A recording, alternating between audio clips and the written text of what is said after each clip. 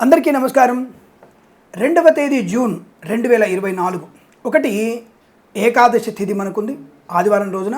అలాగే ఈ రోజున మనకి ఒక గురుమూఢం తొలగిపోతుంది. అంటే గురుమూఢం ఈ రోజుతో అయిపోతుంది ఈ సంవత్సరంలో.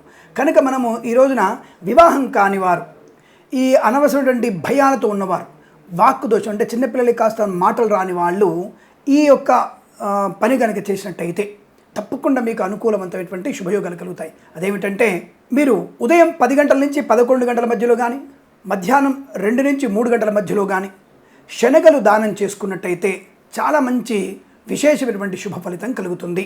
అలాగే సాయంకాల సమయంలో రాహుకాలం ఉంది.